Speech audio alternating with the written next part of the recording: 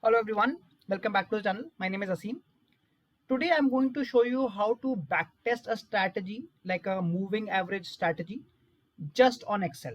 So here I'm showing you almost 6 years of data of Nifty and let's test it out. So since it's a simple strategy, so our rules are very simple. We'll put two moving averages. If the faster moving average is above the slower moving average, we'll buy, and if the faster moving average is below the moving average, we'll sell. So for that we only need the closing price, so I'm deleting all the extra columns. So we only need these two columns. Let me just fix the top row, and since we would be requiring two averages, so let me show you how to calculate the average. Let's say if I want to calculate the average of previous 5 days, all I have to do is average of 1 2 3 4 5, and it will give me the average, and then I can just copy it till the bottom, and I'll keep getting the average of every 5 days, right?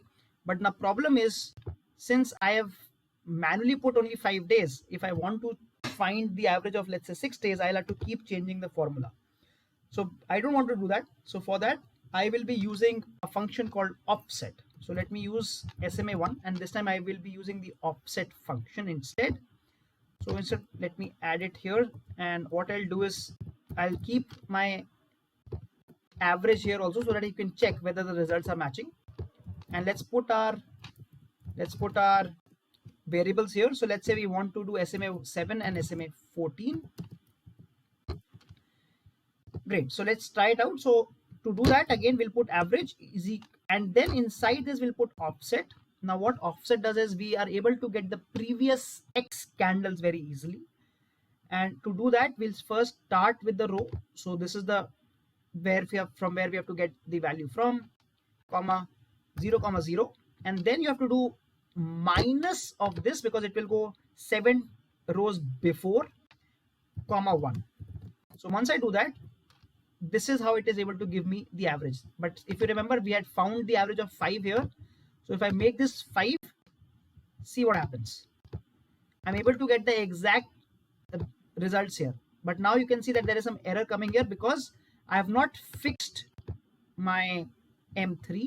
To do that, all I have to do is make this, and if I copy it right at the bottom, you'll notice that I am able to get the SMA 5 very easily, and it is matching here.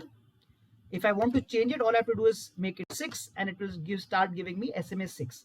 So this offset function is very useful because I can now find the average price very easily. So I'm going to remove this. We don't need it anymore. Let me add SMA 2 also. So again, I'm just copying this here, pasting it, and again, all I need to do is just change from 14.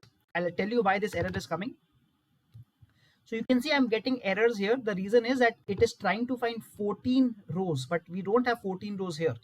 So for that reason, I'll have to put another function here, which is if error. So if there's an error, just make it 0, and let's run it again. And you'll find that now there will be no errors. We can even, instead of making it 0, let's make it empty. So now it will work fine, and we can find SMA of any number that we want. So we found the SMAs.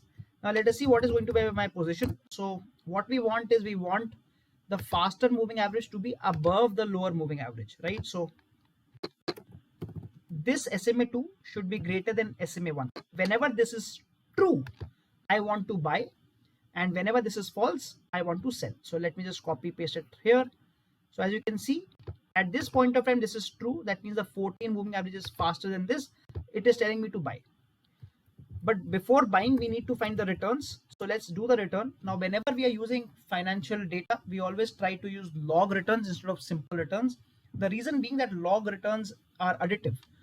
Now, if you don't know what that means, you can check out my previous video where I've shown you what log returns are and how they are useful.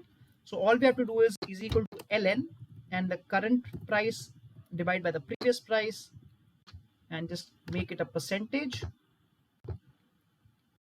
and this will give me the total returns per day.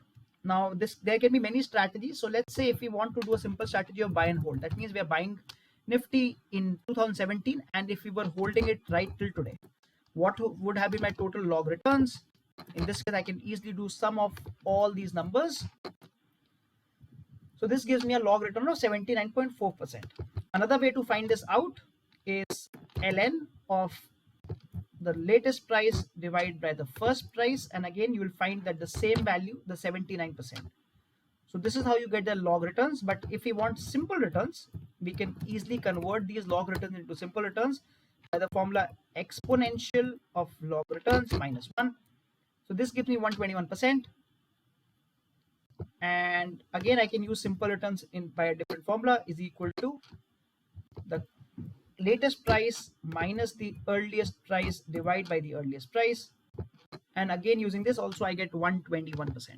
Great. So that means if I were just trading the strategy and holding it, I would have made 121%. But now let us see what would have been our returns if we were doing only a buying strategy. So we are doing a buy only strategy. So if this value is true, that means my faster moving average is greater than my slower moving average. I want to buy. So I'll put F2 because that is the return. Otherwise, I'll put 0. So these are the returns when I'm on the buying only strategy.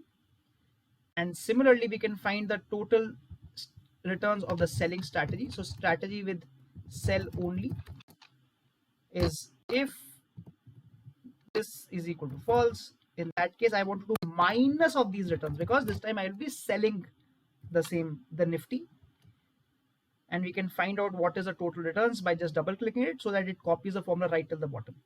So let's find out what is the total buy only profit and what is the total sell only profit now. So the total buy only profit is the sum of all these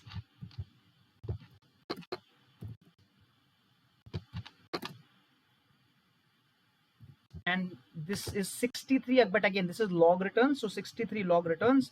And similarly the sell only is the sum of all these,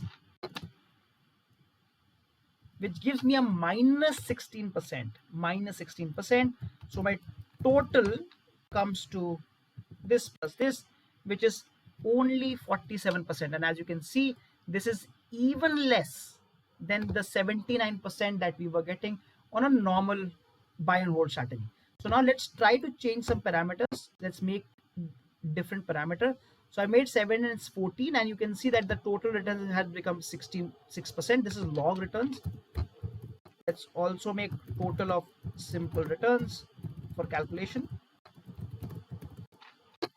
Exponential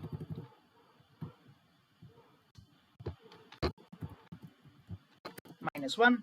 So this will keep telling me what is my simple return also. Let's try to change this to some other number. If I make this 20, you can see that this is actually negative. So what does this tell you?